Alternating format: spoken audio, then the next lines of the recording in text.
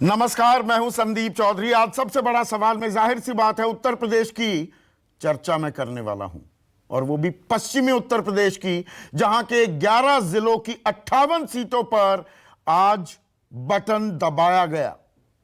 6 बजे जो वोटिंग है वो मुकम्मल हुई, लेकिन कतारें इतनी लंबी थी कि अभी भी कुछ जगह पर वोटिंग चल रही है। लेकिन जो आंकड़े सामने आए हैं उसकी भी एक बानगी आपको दिखा दूं कि जनता जनार्दन, आप लोगों ने कितना बढ़ चढ़कर अपने हक ही नहीं अपनी जिम्मेदारी का भी इस्तेमाल किया।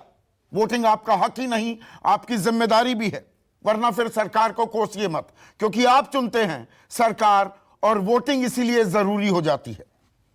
कुल मिलाकर लगभग 58% मतदान हुआ पश्चिमी उत्तर प्रदेश में। शाम 5 बजे तक का आंकड़ा बता रहे हैं। अभी कुछ देर बाद चुनाव आयोग की तरफ से मुकम्मल आंकड़ा भी आ जाएगा, लेकिन ये 58% के करीब, तो आप मान लीजिए ये 62-63% तक आंकड़ा छू सकता है। और पिछली दफा भी 5 साल पहले 61.04% वोटिंग हुई थी। मैं पूरे उत्तर प्रदेश की बात कर रहा हूं, पर यहां पर आगरा में 56.5% वोट, बागपत में 61.25%। आप एक ट्रेंड देखेंगे, जो शहरी इलाके हैं, शहरी इलाकों में थोड़ा मतदान कम हुआ है, जबकि ग्रामीण इलाकों में ज्यादा गर्मी दिखाई दी। गर्मी की बड़ी चर्चा हुई इस दौर के मतदान से पहले कि गर्मी निकाल दी जाएगी। योगी आदित्यनाथ, सूबे के मुख्यमंत्री, देश के गृह मंत्री अमित शाह ये बातें कहते दिखाई दिए, और उनकी सफाई ये थी कि देखिए, हम गुंडों की, आतंकियों की, बदमाशों की गर्मी निकाल देंगे। कैराना को लेकर पलायन का मुद्दा भी उठाया गया, दंगे का जिक्र कहीं ना कहीं आया, जिसका दंश यह इलाका क्या आज भी झेल रहा है।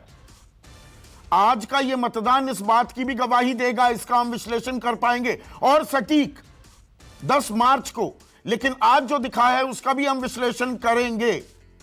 पलायन, दंगा, गर्मी, पलटवार की हम चर्बी निकाल देंगे। इस तरह के मुद्दे, ये धार्मिक ध्रुवीकरण काम किया है या असल मुद्दों पर वोट किया। पश्चिमी उत्तर प्रदेश की जनता ने, नोएडा जहां मैं बैठा हूं, यहां पर 53.5% मतदान हुआ 5 बजे तक का। देखिए, सबसे कम, सबसे विकसित इलाका जो पश्चिमी उत्तर प्रदेश का है, बुलंदशहर 60.5%, गाजियाबाद नोएडा की ही तर्ज पर सुस्त रहा 55.5%, हापुड़ 60.5%, 58.25%, मथुरा में, मेरठ में 58.5%, 62%। सबसे जबरदस्त मतदान जो देखने को मिला है, 65 से भी ऊपर आंकड़ा जाएगा, वो है मुजफ्फरनगर का। यानी कि गांव देहात में लोगों ने अपने हक और अपने जिम्मेदारी का ज्यादा इस्तेमाल किया है। यह शहरी तथाकथित पढ़े लिखे तबके के लिए भी क्या एक सबक है। शामली में 62.5% मतदान हुआ और अलीगढ़ में 57% मतदान। और यहां पर एक बात जो आज साफ देखने को मिली, धार्मिक ध्रुवीकरण अपनी जगह और दोनों जो पार्टियां सीधी टक्कर में दिखी। सबसे अहम बात, बीजेपी और सपा गठबंधन में सीधी टक्कर दिखाई दी और उसकी गूंज भी सुनाई दी। आज पूरे दिन मेरे सहयोगी पश्चिमी उत्तर प्रदेश के चप्पे चप्पे पर थे और लोगों की नब्ज टटोल रहे थे, लोगों से उनके मुद्दे पूछ रहे थे, किस बात पर वो वोट कर रहे हैं, किसे वोट कर रहे हैं। तो उसमें बीएसपी, जो यहां पर एक मजबूत पैठ बनाए हुए पार्टी थी, 2012 में सबसे ज्यादा सीटें पश्चिमी उत्तर प्रदेश में जीतने वाली बहुजन समाज पार्टी थी। 2017 में तो बीजेपी ने सफाया कर दिया सभी का, 58 में से 53 सीटें जीती, 2 पर सपा आगे, 2 पर बसपा और 1 आरएलडी के खाते में गई थी। लेकिन दूसरे नंबर पर 32 सीटों पर बीएसपी थी। उस बीएसपी की बात करने वाले बहुत कम लोग दिखाई दिए। इसके मायने क्या हैं एक 2 कॉर्नर फाइट में। और कांग्रेस, लड़की हूं, लड़ सकती हूं, किसानों के लिए तमाम उन्होंने घोषणाएं की। कल अपना घोषणा पत्र भी जारी किया था कांग्रेस ने लेकिन कांग्रेस का भी नाम लेवा नहीं दिखाई दिया। तो बीएसपी कांग्रेस की मौजूदगी ना के बराबर थी क्या, या उनका वोटर इतना साइलेंट बैठा है, चुपचाप बैठा है, उसने मुंह ही नहीं खोला, सिर्फ बटन दबाया है। और मुद्दे, क्या धार्मिक ध्रुवीकरण की मैंने बात की, लेकिन महंगाई, बेरोजगारी, ये भी ऐसे मुद्दे हैं, विकास, सड़कों का एक जबरदस्त जाल अब पश्चिमी उत्तर प्रदेश में फैल चुका है। कनेक्टिविटी अब दिक्कत नहीं रह गई है, और इसे बीजेपी कानून व्यवस्था से जोड़ रही है कि आम आदमी महफूज, सुरक्षित महसूस करता है। तो विपक्ष कहता है कि सुरक्षित तो है, ना उसके पास रोजगार है, नौकरी उसकी छिन रही है, महंगाई कमर तोड़ होती जा रही है। वो उन मुद्दों को भी तवज्जो देते दिखा, और साथ ही साथ इस इलाके का सबसे अहम मुद्दा, वो गेम चेंजर साबित होता है नहीं, ये 10 मार्च को पता लगेगा। मैं किसानी की बात कर रहा हूं, किसान आंदोलन की बात। 1 साल 15 दिन जो किसान आंदोलन चला, जिसके चलते सरकार को तीनों कृषि कानून वापस भी लेने पड़े, डैमेज कंट्रोल करने की कोशिश तो की, लेकिन कई सवाल खड़े रह गए। 700 किसानों की जो मौत हुई, किसी ने श्रद्धांजलि नहीं दी। सरकार की तरफ से मैं बात कर रहा हूं, क्या यह अपने आप में एक इमोटिव मुद्दा था? उसके साथ लखीमपुर खीरी में जो 3 अक्टूबर को हुआ, 4 किसानों को रौंद दिया गया और देश के गृह राज्य मंत्री अजय मिश्रा टेणी के बेटे को मुख्य आरोपी बनाया गया। बर्खास्तगी क्यों नहीं की, ये एक सवाल पूछा गया। क्या जनता भी इससे प्रभावित हुई? यह देखने वाली बात है, इस पर हम चर्चा करेंगे। और आज इसी से जुड़ी एक अहम खबर यह आई कि अजय मिश्रा टेणी के बेटे जो मुख्य आरोपी है, आशीष मिश्रा मोनू, उसे आज कोर्ट ने जमानत दे दी। मुख्य आरोपी है 4 किसानों को रौंदने का। तो 4 आदमियों को रौंदा, 4 महीने में जमानत मिल गई। यह भी सवाल उठने लगे आज दोपहर को। तो ऐसे में आज का सबसे बड़ा सवाल, पश्चिमी यूपी का मतदान क्या कहता है, और बाकी 6 चरण की राह हो गई है तय। चर्चा में मेरे साथ बीजेपी के प्रवक्ता समीर सिंह, समाजवादी पार्टी के नेता अतुल सक्सेना, सुधींद्र भदौरिया वरिष्ठ नेता हैं बीएसपी के, और शुरुआत में जो मैंने बातें कही हैं शायद उनको नागवार गुजरेंगी भी, अपनी नाराजगी का वो इजहार कर सकते हैं कि मीडिया लगातार कमतर आंकता रहा है, ये हमारी दिक्कत है बीएसपी को। इसके अलावा देश के जाने माने सोफोलॉजिस्ट संजय कुमार मेरे साथ हैं स्टूडियो में, और 2 वरिष्ठ पत्रकार सत्यहिंदी.com नाम का डिजिटल प्लेटफॉर्म चलाते हैं आशुतोष, और मेरे सहयोगी सुकेश मेरे साथ इस चर्चा में है। तो संजय, आपसे शुरू करूंगा।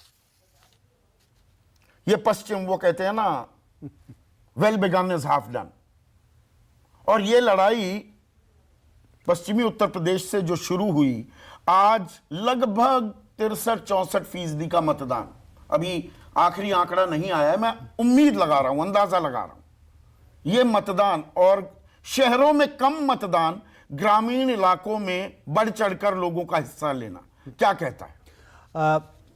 देखिए संदीप, शहरों में मतदान अमूमन कम होता रहा है ग्रामीण मतदाताओं की तुलना में। अगर आप राज्यवार तरीकों से देखें तो हर राज्य की राजधानी का टर्नआउट, अगर लोकसभा का चुनाव हो तो आप देखेंगे तकरीबन उस राज्य की टर्नआउट से 10% कम है। पैटर्न बिल्कुल बराबर है, चाहे आप 2009 देख लें, 14 देख लें, 19 का चुनाव देख लें।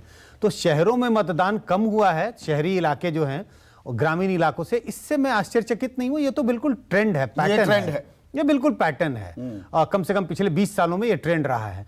लेकिन बात जो नोटिस करने की, जिस पर ध्यान देने की बात है, उन इलाकों में, किन इलाकों में ज्यादा मतदान हुआ है, हमें पिछले बार से तुलना करके देखने की कोशिश करनी चाहिए। लेकिन इस बार के मतदान को ही अगर देख लें, ऐसे इलाके, उन कंस्टिट्यूएंसीज का जिक्र कर रहे थे आप, जो ट्रिकर पे भी नीचे चल रहा था कुछ देर पहले, बागपत है, उसमें मुजफ्फरनगर है, उसमें शामली है, वो इलाके हैं जहां गर्मी की बात की जा रही थी। और मैं यहां 1 सेकंड के लिए थोड़ा सा आपको रोकूंगा।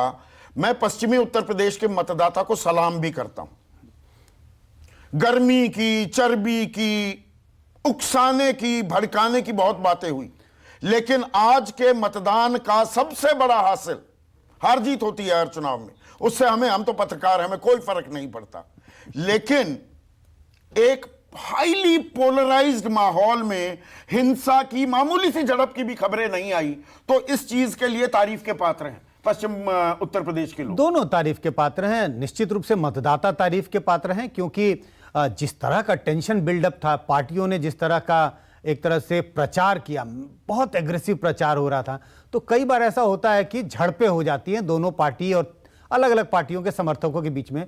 इस तरह की कहीं से कोई खबर नहीं आई। मतदाताओं को सलाम, और मुझे लगता है चुनाव आयोग को भी, और वही मैं कह रहा था, इलेक्शन कमीशन को भी इसका क्रेडिट जाना चाहिए। जिस तरह से उन्होंने पिछले 10 साल 20 साल में चुनाव कि नए नए तरीके, चुनाव कराने के नए तरीके ढूंढे हैं, ये सब उस बात को दर्शाता है कि चुनाव कितना सुचारू रूप से हो रहा है। लेकिन हम वापस जाते हैं उस बात पर, जिन कंस्टिट्यूएंसीज की आप बात कर रहे थे, इनका सामाजिक समीकरण देखें। इन कंस्टिट्यूएंसी का सामाजिक समीकरण बिल्कुल साफ है। अगर आप इन कंस्टिट्यूएंसीज में दलित, मुस्लिम मतदाताओं को और जाट मतदाताओं की तादाद देखेंगे तो बड़ी तादाद में है। कुछ कंस्टिट्यूएंसी तो ऐसी हैं जहां पर इन दो मतदाताओं की तादाद तकरीबन 35, 40, 50% है। अगर आप दोनों को जोड़ ले तो बिल्कुल सही तो कहीं ना कहीं इस बात के संकेत हैं कि ये मतदाता बढ़ चढ़कर बाहर निकले हैं और कतारों में खड़े हुए। अब मेरठ की तो उसमें वो ध्रुवीकरण काम किया कि भाई देखिए एक खाई थी, ये सच, ये हकीकत, ये कड़वा सच, ये देश इससे वाकिफ है कि जाटो मुसलमानों में एक खाई थी। तो ये जो बढ़ता चढ़ता पार्टिसिपेशन है ग्रामीण इलाकों का, संजय, वो क्या दिखाता है कि वो ध्रुवीकरण जस का तस है, या दरअसल वो ध्रुवीकरण पाट लिया गया है, वो जो खाई थी वो पाट ली गई है, उसकी मानगी हमें दिख रही है इन आंकड़ों में। मुझे ऐसा नहीं लगता कि सिर्फ चूंकि दोनों समुदाय के मतदाताओं का टर्नआउट ज्यादा रहा होगा, ऐसा हम आकलन कर रहे हैं, ऐसी हम उम्मीद कर रहे हैं। इससे दोनों के बीच जो दूरी रही होगी वो सिर्फ पाट लिया गया होगा, मैं ये नहीं कह रहा, लेकिन इस बात का ध्यान रखना होगा, दोनों समुदाय के लिए इस चुनाव में दुश्मन एक है, किसे उन्हें हराना है। इस वजह से दोनों समुदाय के वोटर बढ़कर निकल रहे हैं। उन्हें लगता है कि ये मौका है, ये एक असल मौका है ऐसी पार्टी को हराना जिसके खिलाफ बीजेपी के लिए चिंता का सबब हो सकता है, या दरअसल लोग कानून व्यवस्था दुरुस्त हो गई, दंगे नहीं हुए, पलायन की समस्या रोक दीजिए, हम तो अब पलायन यहां से गुंडे और आतंकी कर रहे हैं, वो नैरेटिव काम कर गया। नहीं संदीप, मुझे लगता है कि अगर वेस्टर्न यूपी में जहां आज चुनाव हुए, ये तो बीजेपी के लिए चिंता का विषय जरूर है। ये जो टर्नआउट है, जिन कंस्टिट्यूएंसी का हम जिक्र कर रहे हैं, वो इस बीजेपी की चिंता और बढ़नी चाहिए इन कंस्टिट्यूएंसीज के टर्नआउट देख के। तो पश्चिमी उत्तर प्रदेश में तो बिल्कुल मुझे लगता है बीजेपी के लिए, आप देखिए 53 सीटें उन्होंने जीती थी 58 में से 91%। हाँ, बिल्कुल। तो पश्चिमी उत्तर प्रदेश में तो बीजेपी बहुत नीचे जाने वाली है, चिंता का विषय जरूर है। टर्नआउट से तो उन्हें और भी चिंता होनी चाहिए कि कुछ ना कुछ उनके हाथ से खिसकता हुआ दिखाई पड़ रहा है पश्चिमी उत्तर प्रदेश में। नहीं, पर टर्नआउट भी 2-3% पिछली बार के मुकाबले अगर बढ़ता है, ये कुछ अप्रत्याशित तो नहीं है, ये तो नॉर्मल मान के चले हम। ये 2-3% भी दरअसल ये स्विंग भी या ये एक्स्ट्रा वोटिंग भी इंपैक्ट करती है। देखिए, एक ट्रेडिशनल तरीका हो गया सोचने का, हायर टर्नआउट का मतलब एंटी इनकम्बेंसी, लोग सरकार को हराने के लिए निकले हैं, लेकिन ऐसा कोई सीधा संबंध नहीं है। टर्नआउट बढ़ा है, सरकारें दोबारा जीत करके आई हैं। पिछले 10 साल में आप देश के अलग अलग राज्यों के विधानसभा चुनाव को देखें, 1-2 अपवाद हैं राज्य, हर राज्य में टर्नआउट बढ़ा है, लेकिन कई सरकारें दोबारा जीत करके आई हैं। असम में दोबारा सरकार चुनाव जीत, प्रधानमंत्री ने कल जो इंटरव्यू दिया उसमें वही कहा कि देखिए अब एंटी इनकम्बेंसी को भूल जाइए, प्रो इनकम्बेंसी चलती है। देखिए, तेलंगाना में सरकार जीतती है, बंगाल में सरकार जीतती है, दिल्ली में सरकार दोबारा जीतती है, वेस्ट बंगाल में दोबारा जीतती है, असम में दोबारा जीतती है, और ये सब ऐसे राज्य हैं जहां पिछले चुनाव की तुलना में इन राज्यों में टर्नआउट बढ़ा था। तो टर्नआउट बढ़ने का सीधा संबंध नहीं है, लेकिन मैं बार बार उस और दर्शकों का ध्यान दिलाना चाहता हूं किन कंस्टिट्यूएंसी में बढ़ता हुआ दिखता है। तो नहीं, ये ट्रेडिशनली पारंपरिक तौर पर बीजेपी का कभी गढ़ नहीं था। 2012 में इन 58 में से 10 सीटें जीती थी बीजेपी ने। तो क्या यहां कुछ बदलाव की बयार आपको दिखाई दी है? देखिए, अगर बदलाव 2019 से तुलना करें, 2017 से तुलना करें, निश्चित रूप से बदलाव की बयार दिख रही है। लेकिन हाँ, 2012 से तुलना करें, बीजेपी बराबर कहेगी। 2012 का चुनाव छोड़ दीजिए, 2007 का तो और भी छोड़ दीजिए, लेकिन जो 3 चुनाव बीजेपी ने जिसमें जीत हासिल की, 14, 17 और 19, उसके तुलना में तो बिल्कुल मुझे लग रहा आंधी बह रही है बीजेपी के खिलाफ पश्चिमी उत्तर प्रदेश में। सुकेश, आप इत्तेफाक रखेंगे जो संजय कह रहे हैं? और यहां पर एक चीज ये भी देखनी होगी, वही गन्ना बनाम जिन्ना का एक नैरेटिव था, एक किसानी का पुट, विकास और बाकी स्थानीय मुद्दों पर हम आएंगे, लेकिन एक किसानी और एक तरफ जिन्ना का की, यानी कि मुसलमानों का खौफ या वो आतंकवाद, दंगा, उसका दंश दिखाने की बात थी। ये गन्ना बनाम जिन्ना वाली लड़ाई थी, कौन हावी दिखाई दिया? देखिए, ये वेस्टर्न यूपी के कॉन्टेक्स्ट में जब हम बात करते हैं तो हमको एक बेंचमार्क देखना पड़ता है। हमने 58 में से 53, तो बीजेपी का जो स्ट्राइक रेट था वो बहुत ज्यादा था।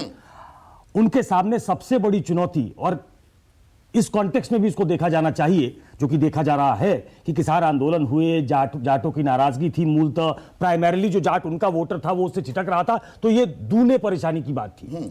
तो ऐसे में उनका पहले से ही ये प्लान था कि इस डेंट को मिनिमाइज करना है, और इसलिए उन्होंने जो ये वोटिंग परसेंटेज है, पहले तो आप और संजय जी ने ठीक कहा कि पिछले 10 साल से अगर आप देखें तो हर चुनाव में वोटिंग परसेंटेज बढ़ा ही है। तो ये एक अप्रत्याशित कुछ वृद्धि हो गई है, ऐसा नहीं है। लेकिन हाँ, एक बात महत्वपूर्ण जरूर है कि जिन इलाकों से अभी हमें ट्रेंड मिल रहे हैं उसमें ऐसा लगता है कि ट्रेडिशनली जो कभी आरएलडी का गढ़ हुआ करता था, वहां आरएलडी और सपा ने अच्छा परफॉर्म किया है क्योंकि वहां वोटिंग परसेंटेज ज्यादा है। लेकिन उसमें एक चीज जो मुझे लगता है कि हम मिस आउट कर रहे हैं, उनको घर से बाहर निकालकर दोनों पार्टियां लाई हैं। ऐसा आप नहीं कह सकते कि जाट अगर नाराज है बीजेपी से तो वो 91% जिसने पिछले चुनाव में वोट किया था 2019 में, वो आज की तारीख में सारे जाट उनके खिलाफ चले गए हैं। उनके साथ जाट नहीं, सिर्फ है। जाट की बात नहीं है ये, क्योंकि ये जाट केंद्रित इतना कर दिया गया है पूरे नैरेटिव को, सिर्फ जाटों की बात नहीं है। हम ये भी नहीं भूल सकते, और ये किसी भी सरकार के लिए चिंता का सबब होता कि 2 साल हमने कोरोना की संकट, संक्रमण, आफत, आपातकाल को जो झेला, उसमें रोजगार गए लोगों के, तनख्वाहें घटी हैं, महंगाई बढ़ी है, तो वो भी साथ में पुट जुड़ता हुआ दिखाई दिया है क्या किसानी के लिए, या दरअसल जो विकास कार्य और लाभार्थी जाति जो बना रखी है बीजेपी ने, उसको लेकर वो अभी भी आश्वस्त है? देखिए, 2 चीजें बीजेपी को आश्वस्त करती है। एक, उन्हें लगता है कि लॉ एंड ऑर्डर की बात होगी तो बीजेपी को एज होगा, और ये इसकी गूंज सुनाई दिया, इसकी गूंज सुनाई दी। आज पूरे दिन जब हम स्टूडियो में थे तो हर जगह लोग कह रहे थे सुरक्षा, और सुरक्षा से उनका आशय ये था कि बीजेपी ने बेहतर काम किया है लॉ एंड ऑर्डर के पर्सपेक्टिव से अगर देखेंगे। और दूसरा, महिलाएं जिनको गैस दिया हो या जिनको शौचालय दिया हो, जिनके लिए घर बनवाया हो, जिनके आयुष्मान कार्ड बने हैं, पर बहुत सारी महिलाएं, खास मथुरा में, वो महंगाई और रोजगार का रोना भी रोती सुनाई दी। बिल्कुल बिल्कुल ऐसा 100% वो भाजपा के खिलाफ या भाजपा के पक्ष में कोई पार्टी नहीं जाएगी, हमेशा ही वो डिवाइडेड होता है। लेकिन एक मैं बार बार जो कहता हूं कि वो बेनिफिशियरी क्लास जो है, और मुझे जिस बात की उम्मीद थी कि बीजेपी वो वोट मैनेज करने में लगी थी जो non OBC, non Yadav OBC vote है, और जो नॉन जाटव दलित है, वो उनसे दूर न छिटक जाए, उस पे बीजेपी ने बहुत काम किया है। तो कुल मिलाकर बीजेपी ने अपने डेंट को मिनिमाइज करने की कोशिश की है। संजय यहां पर कह रहे हैं बीजेपी के खिलाफ एक लहर दिखी पश्चिमी उत्तर प्रदेश में, क्या आपको कोई लहर दिखी? नहीं, मुझे कोई एंटी इनकम्बेंसी ऐसी नहीं दिखी कि सरकार को उखाड़ फेंकना है। और जो मैंने बातचीत की, ना कोई किसी का समर्थन दिखाई दिया। बिल्कुल, कि हमें आरएलडी और एसपी को लाना है, ये एक समर्थन की जो हवा चलती है, मुझे वो भी मिसिंग लगी। आशुतोष, आपका टेक क्या है? क्या सुकेश जो कह रहे हैं कि ना तो सरकार हटाने का जोर दिखा, ना किसी और की सरकार बनाने पर कोई उत्साह दिखा है, या संजय जो कह रहे हैं एक लहर दिखाई दी है, चिंता का सबब है बीजेपी के लिए पश्चिमी उत्तर प्रदेश में? संदीप, आपको तो अच्छी तरीके से याद होगा, मैं कम से कम पिछले 3-4 महीने से लगातार इस बात को कह रहा हूं, और मेरी बातचीत शुरू ही इससे होती है कि Bharatiya Janata party is in deep trouble. और आज भी मैं जब पहले फेज के का चुनाव हुआ है उस दिन भी मैं कह रहा हूं कि भारतीय जनता पार्टी गहरे संकट में है। संजय जी ने जो बात कही है, अमूमन वो चूंकि वो अपने शब्दों को लेकर बड़े किफायती होते हैं, बड़े कंजूस होते हैं, जब वो ये कहते हैं कि इस इलाके में बहुत नीचे जा रही है भारतीय जनता पार्टी और आंधी आ रही है, तो ये आप समझ लीजिए कि भारतीय जनता पार्टी के लिए वहां सुनामी जैसी स्थिति है उनके खिलाफ। क्योंकि संजय को मैं क्या वजह है कम से कम ऐसी नाराजगी क्यों? क्योंकि आज मैं कईयों से बात की, अभी मैं नाम नहीं उनका खुलासा करना चाहूंगा, बीजेपी के तमाम बड़े चेहरे और दिग्गज नेता जो इस इलाके के हैं वो कह रहे हैं हमने डैमेज को कंट्रोल कर लिया, कोई बड़ी परेशानी नहीं है, हल्का फुल्का झटका हो सकता है, मामूली सा झटका, उससे बड़ा कुछ नहीं। देखिए संजय, दो तीन चीजें हैं और मुझे लगता है कि हमें उन सब चीजों पर फोकस करना चाहिए। एक तो आज की जमाने में कम से कम मैं पिछले 4-5 सालों से देख रहा हूं, ये जो वॉक्स पॉप जर्नलिज्म शुरू हुआ है ना, वो बहुत पब्लिक परसेप्शन, उसके आधार पे जो लोग आकलन कर रहे हैं, दरअसल वो बहुत गलतफहमी का शिकार कभी कभी हो जाते हैं कि आपने सड़क पर खड़े हो गए, आपने 5 लोगों से बातचीत कर लिया, उसमें से कुछ लोग टीवी सेवी होते हैं और वही बोलते हैं जो आप उनसे बुलवाना चाहते हैं या जो टीवी पे। अरे ये परंपरा आप लोगों की तो इजाजत। एक मिनट, थोड़ा सा तंज तो कस दूं आप पर। जब मैनेजिंग एडिटर थे यही तो काम करवाते थे, सबको जाकर खड़े कर दो, लोगों से बात कर लो। आप तो कोट टाई भी पहनवा दिया करते थे रिपोर्टर्स को, बेचारा गांव में खड़ा है कोट टाई पहनकर। तो खैर उस बहस में नहीं चलिए, जाऊंगा, उस बहस में नहीं जाऊंगा मैं। लेकिन मैं जो बात यह कहना चाहता हूं वो ये बात यह कि देखिए, भारतीय जनता पार्टी ने 2017 में इस इलाके में 46.3% वोट उसको मिला था, 53 सीटें मिली। उस आंधी में भी समाजवादी पार्टी, कांग्रेस और बीएसपी का वोट शेयर डिगा नहीं था। बीएसपी 22.5% पे थी, समाजवादी पार्टी और कांग्रेस मिला के 21% के आसपास उसका वोट शेयर था। जो वोट घटा था वो दरअसल घटा था अन्य के खाते से। वो 12% के आसपास 2012 में अदर्स थे, जो घट के 3% हो जाते हैं। इसका मतलब यह कि 9% वोटर जो फ्रिंज वोटर था वो भारतीय जनता पार्टी के साथ जुड़ा था और उसको थोड़ा कांग्रेस से मिला, थोड़ा उसको आरएलडी से मिला, थोड़ा समाजवादी पार्टी से मिला, थोड़ा बीएसपी से मिला। आज की तारीख में जो लोग इस चुनाव की जो सबसे बड़ी खासियत ये थी कि जो जाट जाट जाट जाट जाट जाट बार बार कहा गया, जाट और मुसलमानों का 90% और जाट का कम से कम 60 to 70% वोटर तो बीजेपी के साथ से हटा है। लेकिन दूसरी जातियां भी भारतीय जनता पार्टी से हटी हैं। अन्यथा संभव ही नहीं है कि भारतीय जनता पार्टी जो 46% पे खड़ी बैठी हो, 53 सीट उसको मिल रही हो, वो इस बार उसके खिलाफ संजय जी जैसे लोग कह रहे हो, जिनकी बात को बहुत रेस्पेक्ट इसलिए करता हूं क्योंकि he has been very miser with the word. तो इसका मतलब यह कि दूसरी जातियां भी उनसे खिसकी हैं, और अगर दूसरी जातियां खिसकी हैं तो महंगाई और बेरोजगारी बहुत बड़ा मुद्दा बनकर उभरेगा इस चुनाव में। इसको आप ध्यान रखिएगा। तो जो दंगे का साया था, धार्मिक ध्रुवीकरण, वो वर्क नहीं किया है। ये गन्ना हावी हो गया जिन्ना पर, क्या आप ये कह रहे हैं? संजय जी, संदीप, मेरा मानना हमेशा से रहता है कि जिन्ना गन्ना और ये गर्मी वाली बातें भारतीय जनता पार्टी जब करती है तो दरअसल वो अपने कोर वोट में को कंसोलिडेट करने की कोशिश करती है, क्योंकि उसको लगता है कि वहां खिसकन ना हो जाए, वहां टूटन ना पैदा हो जाए। क्योंकि अगर उसका कोर वोट एंथ्यूज रहता है तो वो अपने साथ कुछ और वोटर को लेके चलता है।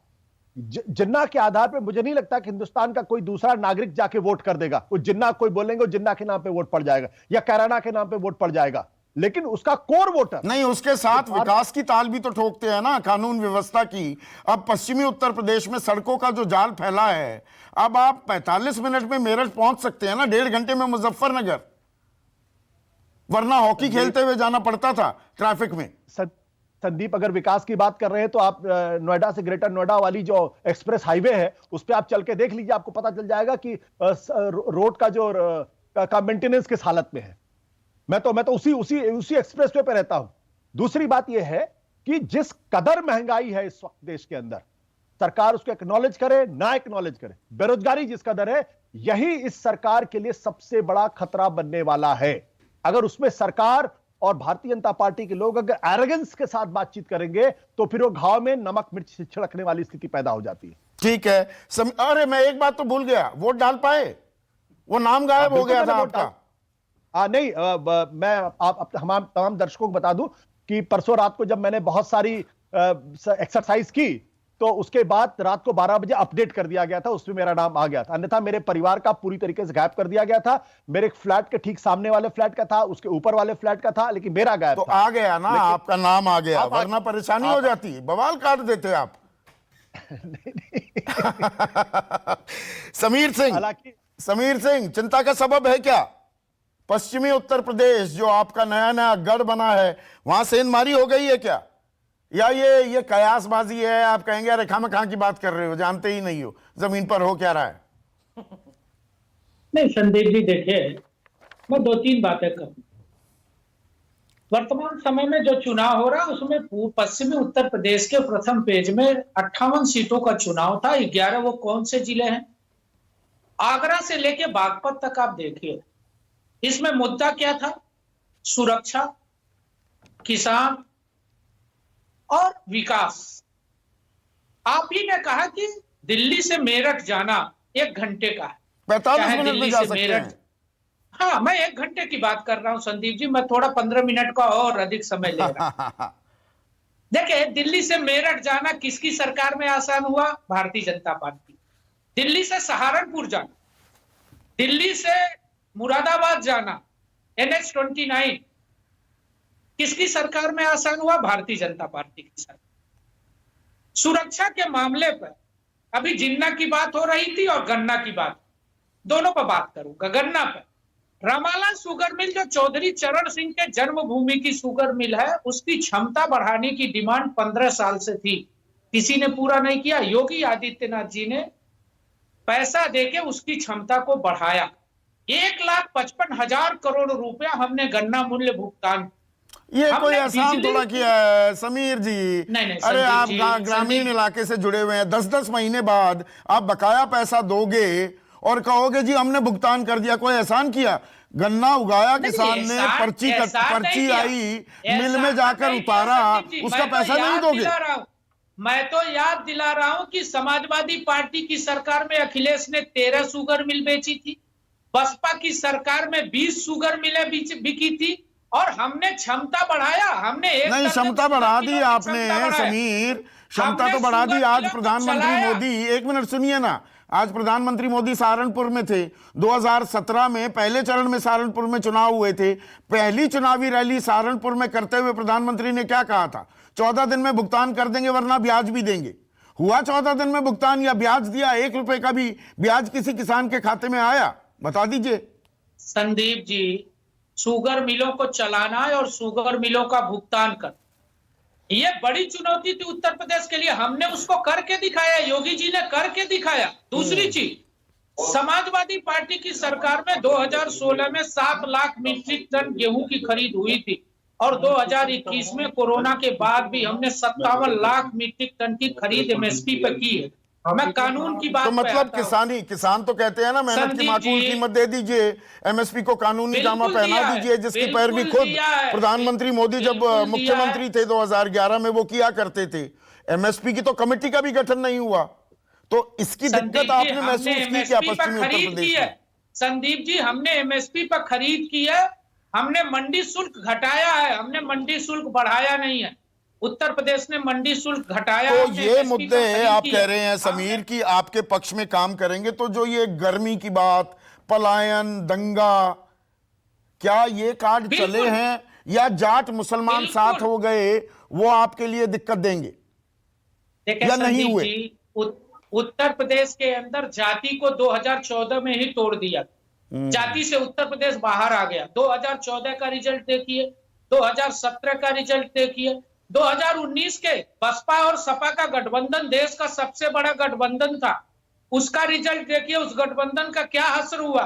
2020 कोरोना में बाई इलेक्शन हुए थे, मैं गिनाता हूं, देवरिया। अच्छा, जाति के बंधन तोड़ दिए, फिर क्यों बताते हो OBC की कितनी नुमाइंदगी की, कितने दलित आपने मंत्री बना दिए? प्रधानमंत्री भी बताते हैं कि वो पिछड़ी जाति से आते हैं, तो सोशल इंजीनियरिंग तो बाकायदा ज्यादा की आपने। मेरा प्रश्न आपसे भी है और बैठे पैनलिस्टों से भी है। हाँ। जब जाट की बात आप करते हो तो रालोद के नेता जयंत चौधरी वोट डालने नहीं जाते हैं मथुरा में। हाँ। और जाटों के नेता हैं, और बीजेपी हर जिले में, 11 जिले में कोई ऐसा जिला बता दीजिए जिसमें हमारे जाट नेता नहीं है, हमारे विधायक नहीं है? क्या सत्यपाल सिंह जाट नहीं है? बागपत से हमारे सांसद है। क्या मुजफ्फरनगर में हमारे जाट नेता सांसद नहीं है? तो नाराजगी है ना जाटों की। सकता हूं गृह मंत्री को तभी तो कहना पड़ा कि भाई जयंत चौधरी गलत घर में चले गए। संदीप जी, वोट गलत घर में तो नहीं चली गई। मेरा सवाल बड़ा लिमिटेड है नाराजगी समीर को सिंह। हमने दूर किया, नाराजगी को हमने दूर किया। हमसे कोई नाराज हो सकता है? हम ये कहा नहीं, वोट गलत घर में तो नहीं चली गई समीर सिंह। वो राकेश टिकैत आज कह रहे थे को दूर किया। अरे सुनिए ना, हमारे साथ है। सुनिए ना, वो राकेश टिकैत आज कह रहे थे कि बीजेपी की वोट तो कोको लेगी। कोको पश्चिमी उत्तर प्रदेश में चिड़िया को कहते हैं। आपकी वोट ठीक जगह डली है ना, आपके समर्थकों की। संदीप या सेंध मारी जी, हुई। राकेश टिकैत जी ने किसी के लिए कहा क्या कि इनको वोट दे दीजिए? किसी के लिए नहीं कहा। उन्होंने कहा कि बीजेपी की मतदान वोट करिए, कोको लेगी। अधिक से अधिक मतदान। देखिए संदीप जी, जाट देश का स्वाभिमानी समाज का होता है, और जो भी स्वाभिमानी होगा, आदिल चौधरी ने मेरठ में क्या कहा? जाटों को घूस भर देंगे। किस पार्टी के प्रत्याशी हैं? नाहिद हसन किसकी भी पलायन कराते हैं? मनोज पारस सामूहिक बलात्कार के मुलजिम है, किस पार्टी के नेता हैं? मदन भैया धार्मिक प्रवचन अपने वालों के भी गिनवा दीजिए। एक दर्जन नाम बता सकता हूं। अपने वालों को आप गिनवा बता दीजिए। ना, मेरा एक विधायक बता दीजिए ना। विधायक कहां? विपक्ष तो आरोप लगाता है। मुख्यमंत्री पर कितने आरोप थे, उप मुख्यमंत्री केशव प्रसाद मौर्य पर कितने थे, संगीत सोम, सुरेश राणा, न जाने कितने केस तो आपने वापस ले लिए। सुरेश राणा पर केस कहां लगे? मुजफ्फरनगर के दंगे में लगे। क्या सचिन और गौरव का यही दोष था कि उन्होंने अपनी बहन को बचाने का प्रयास किया था? आजम खान ने एसएसपी को अब वो मुद्दा तो हो गया ना, पश्चिमी उत्तर प्रदेश में हो गया। कवाल के बवाल को अभी तूल दे रहे हैं, पर वो क्या चल पाया या नहीं चल पाया ये तो खैर 10 तारीख को पता लग जाएगा। लेकिन अतुल, क्या वो बहुरंगी गठबंधन काम करता दिख रहा है, या ये जो कागज पर जो आंकड़ेबाजी होती है ना, जमीन पर कुछ और ही होता दिखता है? 2019 में भी वो बुआ बबुआ की जोड़ी और साथ में आरएलडी भी थी, पर पल्ले हाथ कुछ बड़ा नहीं आया था आपके। देखिए संदीप भाई, है क्या कि 2019 की जो आप बात कर रहे हैं उससे पीछे भी चले जाएं, जो मैं भी सुन रहा था 2014, 17 और 19 की जो बात यहाँ हो रही थी, तो ये जनता ने प्रचंड बहुमत दिया, इसलिए मोदी और योगी सत्ता में आए। झूठ बोल के आए, क्योंकि ये भारतीय जनता पार्टी नहीं, भारतीय झूठ पार्टी है। क्योंकि इन्होंने जो भी वादे करे, चाहे मोदी जी ने करे हो 2014 में, चाहे वो 15 लाख रुपए का वादा हो, नोटबंदी से फायदों का हो, कोई उससे जनता को कोई लाभ नहीं मिला। अभी पश्चिमी उत्तर प्रदेश की बात करते हैं ना, इन 58 सीटों की बात करते हैं। गठबंधन कागज पर मजबूत लगता है, जमीन पर भी उतरता दिखा क्या? मेरा सवाल ये है। मैं उस पर आ रहा हूँ संदीप भाई। देखिए है क्या, जिस तरीके से आपके भी आज रिपोर्टर्स तमाम ग्राउंड जीरो से आपको रिपोर्टिंग कर रहे होंगे, और हमने देखा है जिस तरीके से जनता में आज एक रोष था। जनता बदलाव चाहती है, चाहे वो कोई भी वर्ग हो। अच्छा, बदलाव चाहे भी क्यों ना। जिस तरीके से ये किसानों ने, इन्होंने पश्चिम यूपी में 2017 में प्रचंड मैंडेट दिया था, उन्हीं किसानों के ऊपर इन्होंने जो है लाठियां चलाने का काम किया, गाड़ी चलाने का काम किया। वही किसान 13 महीने से जो है सड़कों पर बैठा रहा। 700 किसान हमारे उस पर शहीद हो गए। तो क्या ये अपेक्षा भी कर सकते हैं किसान से वोट की? नहीं कर सकते। क्या वो किसान के ऊपर, जिनके ऊपर गाड़ी चढ़ाई गई, जिनके प्रति इन्होंने संवेदना का एक शब्द भी बोलने का काम नहीं करा, और आज उनके परिवारों से क्या ये वोट की उम्मीद कर सकते हैं? ये क्यों, किस तरीके से उम्मीद कर सकते हैं? क्या ये ओबीसी से उम्मीद कर सकते हैं? जिस ओबीसी का इन्होंने आरक्षण को 27% होता है, वो भी मारने का काम किया, उस पर भी डकैती डालने का। तो आप किसानों के कांधे पर अपनी चुनावी जीत के सपने देख रहे हैं। किसानों के हक में कितनी देर बाद जाकर खड़े हुए, ना सिर्फ अखिलेश यादव बल्कि जयंत चौधरी भी। नहीं, किसान तो खाली पड़ा हुआ था, वहां बैठा हुआ था। संदीप जी देखिए क्या है कि किसानों के लिए पहले दिन से समाजवादी पार्टी के राष्ट्रीय अध्यक्ष अखिलेश यादव जी ने उनकी आवाज बुलंद करने का काम किया। जब वो लखनऊ अपने निवास से निकले तो ये योगी जी की तानाशाह पुलिस ने उन्हें डिटेन करने का काम किया।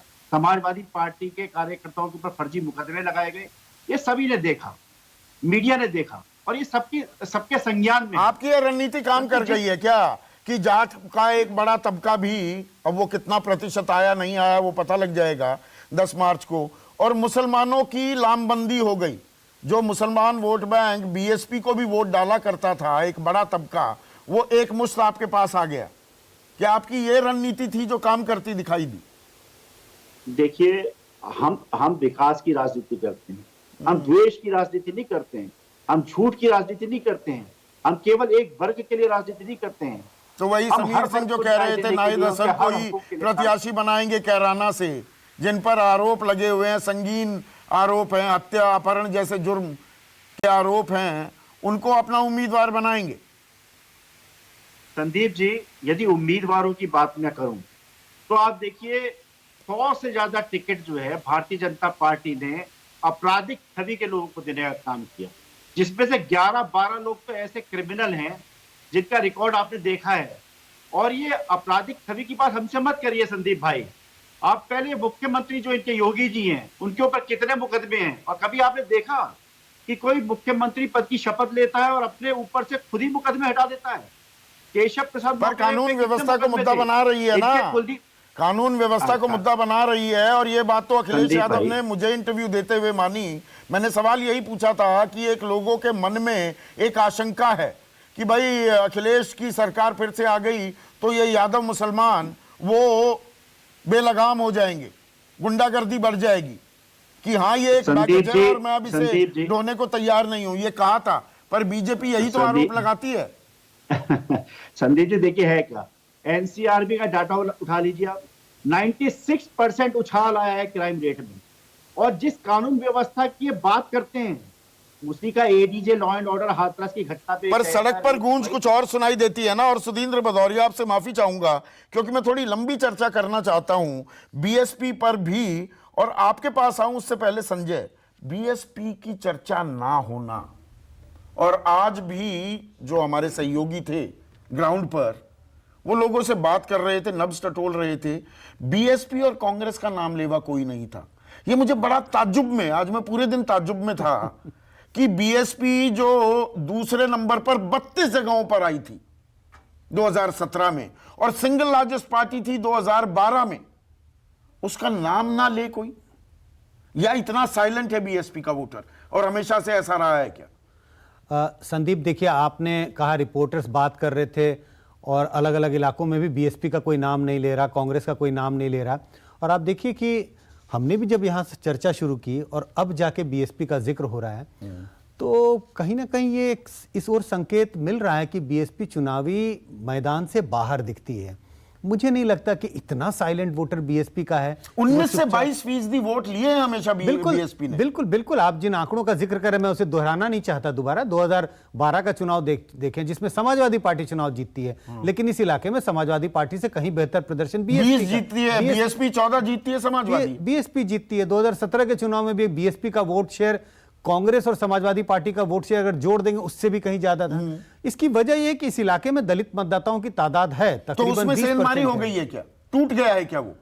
मेरे समझ से जाटव वोट तो अभी भी बीएसपी को वोट कर रहे हैं, इन चुनाव में भी लेकिन कर रहे हैं। मुसलमान का एक तबका हट गया जो परंपरागत उनका था, तकरीबन डीएम फैक्टर चलता था ना काम, दलित मुसलमान। बिल्कुल बिल्कुल, अगर आप पिछले कई चुनावों को देखें तो तकरीबन 20%, 5 में से 1 मुस्लिम वोट जाता था बीएसपी को, चाहे बीएसपी चुनाव जीते हारे।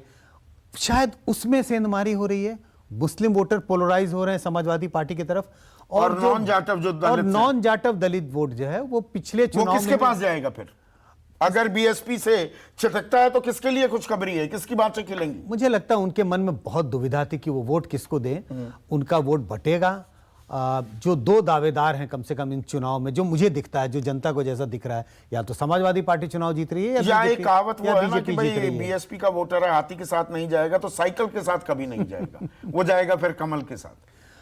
ये कहावत, ये क्यों ऐसा माना जाता है? अगर आप पिछले कई चुनाव को देखें, 4-5 चुनाव को देखें, तो ट्रेडिशनली दलित वोट समाजवादी पार्टी के साथ नहीं रहा है।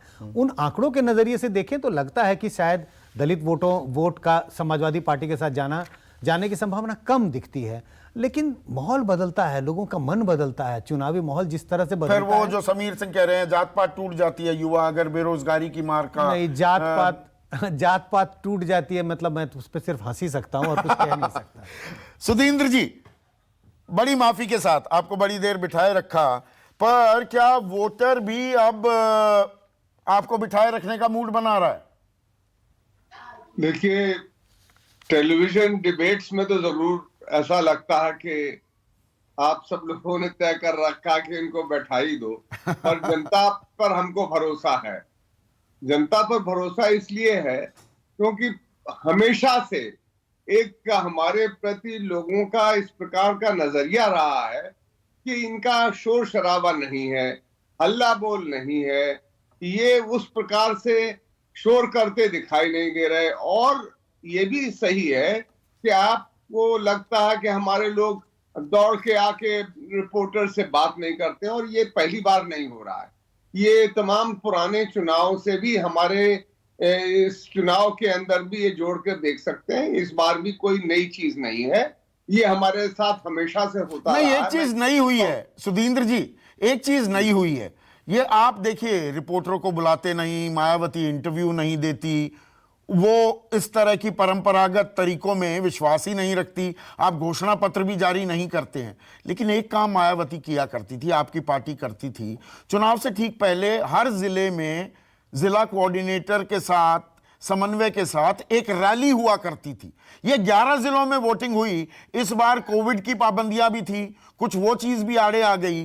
तो जो मायावती आकर एक उत्साह, एक ऊर्जा अपने काडर में भरती थी, एक जिले में एक बार आकर रैली करके, तो 11 जिले हैं ना, ये 11 बार आती, वो नहीं हुआ है। तो मायावती दिखी नहीं, out of site is out of mind, दिखी नहीं बीएसपी की नेता, बीएसपी ही दिमाग से निकल गई वोटर के।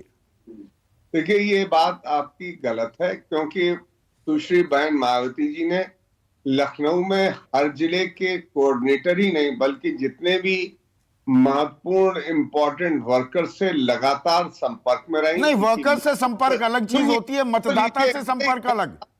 मैं 2 मिनट हाँ, एक प्लीज 15 सेकंड में अपनी बात खत्म करूंगा, आप बीच में टोक देंगे तो मैं बोल ही नहीं पाऊंगा जी। मैं ये कह रहा हूं कि अपनी बात करती रही और रैलीज भी की उन्होंने। एक लखनऊ में बहुत बड़ी रैली की, फिर आप पश्चिमी उत्तर प्रदेश की बात कर रहे हैं तो आगरा हो, गाजियाबाद हो, पश्चिमी उत्तर प्रदेश के अन्य और भी जिले हैं। ये जरूर है कि ये एक कोविड का ऐसा समय है कि उसमें उन मर्यादाओं का पालन करते हुए अधिक से अधिक जनसंपर्क और रैलीज हमने की हैं। हमें अपने काम पर भरोसा और विश्वास है। और एक चीज और, क्योंकि आपके जो 3 इस प्रकार के जो पत्रकार बंधु बैठे हुए हैं, उन तीनों लोगों ने अलग अलग राय रखी है, और जब ये अलग अलग राय रखी है तो कहीं ना कहीं इसमें गुंजाइश बनती है एक चौथी, 4th पिलर के लिए, जो बहुजन समाज पार्टी है। और वो इस पूरी रेस में जो आप लोग नहीं दिखा रहे हैं या ना दिखाई देता है, वो 4th पिलर निश्चित तौर पर आगे निकलेगा। और ये चुनाव के जब परिणाम आएंगे 10 मार्च को, जो एक चीज और जरूर मैं स्वागत करूंगा कि यहाँ का चुनाव बहुत शांतिपूर्ण रहा, सब लोगों ने भागीदारी की, हाँ। बड़े बढ़ चढ़ के भागीदारी की। और हमारे जैसी पार्टी के लोगों को, जो दलित, शोषित, वंचित समाज के लोग हैं, जिनको बाहुबली दबाते हैं, उन्होंने बढ़ चढ़कर इस चुनाव में हिस्सा लिया। हमें उन पर भरोसा और उम्मीद है। नहीं, पर वोटर के और आपके वोटर के मन में भी क्या ये बात धीरे धीरे घर करती दिखाई दे रही है? मैं उत्तर प्रदेश के परिप्रेक्ष्य में पूछ रहा हूं सुधींद्र भदौरिया, कि देखिए, आप कहीं ना कहीं बीजेपी को लेकर सॉफ्ट हो गए, आप बीजेपी के साथ कोई ना कोई तालमेल कर लेंगे, तो आपका वोटर ही आपसे निराश हो रहा है। क्या आपको ग्राउंड से ऐसी कुछ सेंस लगी? ये इस प्रकार का नैरेटिव कुछ वेस्टेड इंटरेस्ट ने चलाया, पर हमारे वोटर भी जानते हैं और हमारे समर्थक और हमको वोट देने वाले सब जानते हैं कि सुश्री बहन मायावती जी अगर बीजेपी के खेमे में या बीजेपी से प्रभावित होती, तो जब वो 4 बार मुख्यमंत्री रही, क्या कभी कोई सांप्रदायिक दंगा हुआ? मैं ये भी जानना चाहता हूं आपके, इस देश में जो विपक्ष में हैं, उनमें से कौन सी पार्टी बीजेपी के साथ नहीं रही और सहयोग नहीं दिया? मैं समाजवादी पार्टी से मैं पूछना चाहता हूं, क्या मुलायम सिंह जी और कल्याण सिंह जी एक साथ नहीं काम कर चुके हैं? क्या साक्षी महाराज और मुलायम सिंह जी एक साथ नहीं काम कर चुके हैं? क्या ये समाजवादी पार्टी के लोग उनको लाल टोपी नहीं पहना चुके हैं? देखिए, ये सब बातें निरर्थक है। सब सबके साथ काम करते तो हैं। आपका 19 से 22% का वोट बैंक बरकरार है, इंटैक्ट है, आप ये हमारा कह ये रहे हैं। मानना है कि इस चुनाव में जनता हमें आशीर्वाद देगी। आशुतोष, क्या आप इस बात से इत्तेफाक रखेंगे? देखिए, बीएसपी वोट बैंक बरकरार रहता है, वो भी अपने आप में एक बड़ी खबर रहने वाली है 10 मार्च को। और अगर वोट बैंक में सेंधमारी होती है, वो किसके पास जाएगा, फिर यह बहुत बड़ा सवाल हो जाता है। और आज जो हमें ग्राउंड से सेंस मिली, हो सकता है कि बीएसपी का वोटर टोटली साइलेंट हो, पर बीएसपी का नाम लेने वाले बहुत ही कम, नेग्लिजिबल नंबर्स थे। संदीप, अक्सर में भूल जाते हैं कि बहुजन समाज पार्टी का जो वोटर है वो कौन है। वो वोटर है जिसको मूंछ रखने पे उसको पीटा जाता है, वो शादी के समय अगर घोड़ी पे चढ़ जाए तो उसको पीटा जाता है। तो जाहिर सी बात है वो ये टेलीविजन चैनल्स की कैकोफोनी यूपी में ऐसा नहीं है, ये राजस्थान में अभी हो रहा है।